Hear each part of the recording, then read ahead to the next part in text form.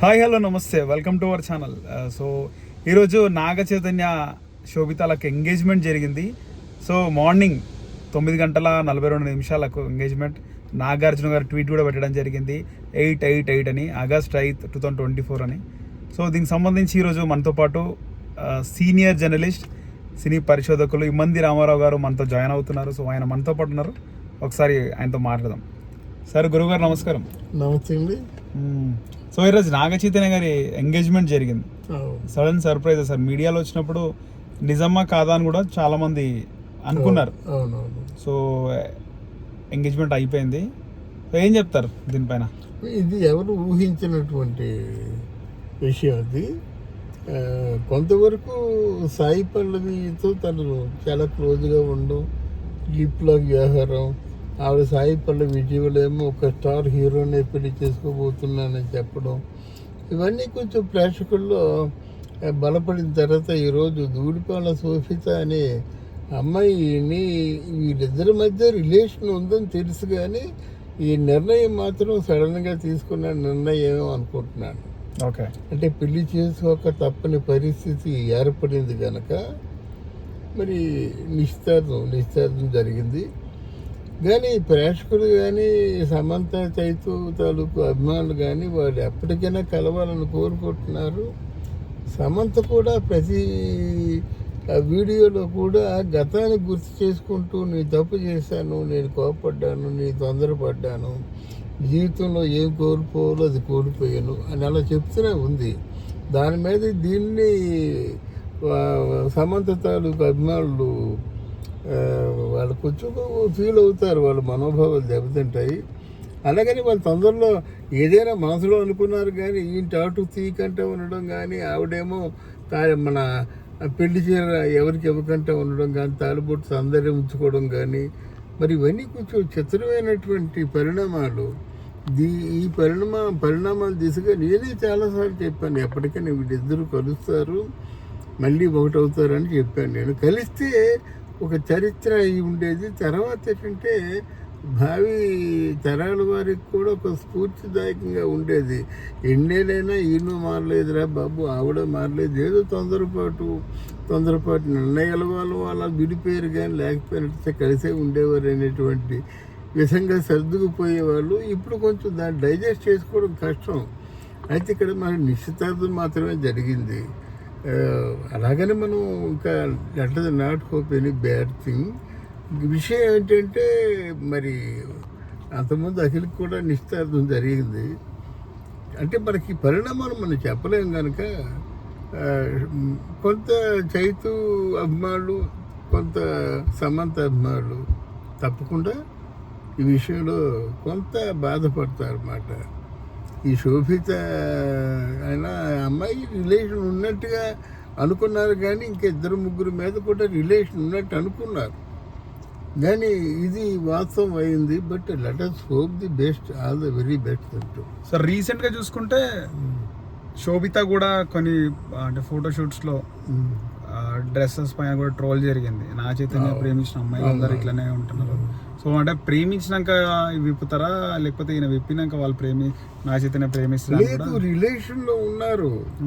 Relation ఉన్నాడంటే ఎలాగుంటుందంటే సడన్గా engagement అన్నది తప్పనిసరి పరిస్థితుల్లో ఇట్లాంటివి పెట్టుకుంటారు. అంటే పెళ్లి చేసుకోక తప్పదు అనే పరిస్థితిలో నెక్స్ట్ ఇమీడియట్గా చేసేది ఎంగేజ్మెంటే. తర్వాత ఇమీడియట్గా ముహూర్తం పెట్టేస్తారు, చేసేసుకుంటారు. అక్కడ ఆవిడకి మానసిక స్థైర్యం భగవంతుడు ఇవ్వాలని కోరుకుందాం. ఎందుకంటే క్యూట్ కపుల్, మన తెలుగు పరిశ్రమలో చాలా క్యూట్ కపుల్ మాట సమంత చైతు.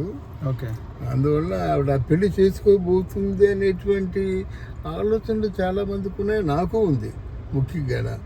ఎందుకంటే వాళ్ళ మనోభావాన్ని చూశాను కదా. తర్వాత శోభిత కూడా మరి అక్కినేని వారి ఇంటి కోడలాగా ఉందా అంటే మరి మీరు చెప్పినట్టుగా ఫోటోషూట్ ఇవన్నీ కొంచెం కలవరపరుస్తాయి అన్నమాట. వాళ్ళకి ఏంటంటే కోళ్ళు కావాలి, నటి కావాల్సిన అవసరం లేదు. అర్థమైందా?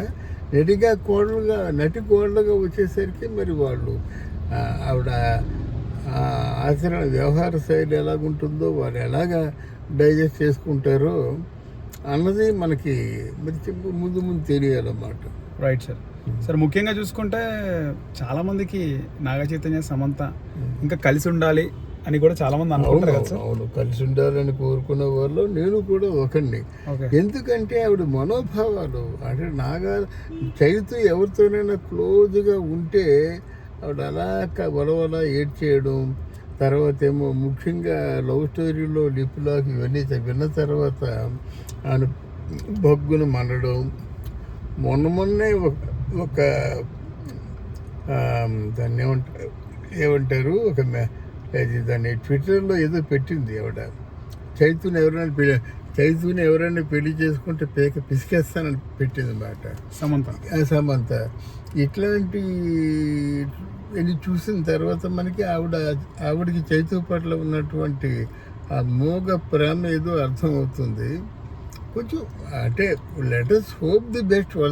నేను అది జరిగిపోయింది ఇప్పుడు మరి వెనక్కి తిరిగి రాదు కదా. మార్నింగ్ ఎంగేజ్మెంట్ అయిపోయింది, ఈవినింగ్ అవుతుంది అనుకున్నారు, మార్నింగ్ అయిపోయిన తర్వాత మరి మనకు కాదనేది ఏముంటుంది, ఏముండదు అని కాదనవలసిన అవసరం కూడా మనం లేదు. అది రైట్ సార్. సో మొత్తానికి నాగార్జున గారి కొడుకు లైఫ్ మళ్ళీ ట్రాక్ ఎక్కిందంటారు. ట్రాక్ ఎక్కడే ఉందండి. నాగార్జున కొడుకు ఆయన కూడా తొందరపాటు మనిషి అని ఇప్పుడు అర్థం అవుతుంది. నిదానంగా ఆలోచించేవాడైతే ఇలా చేసి ఉండడు.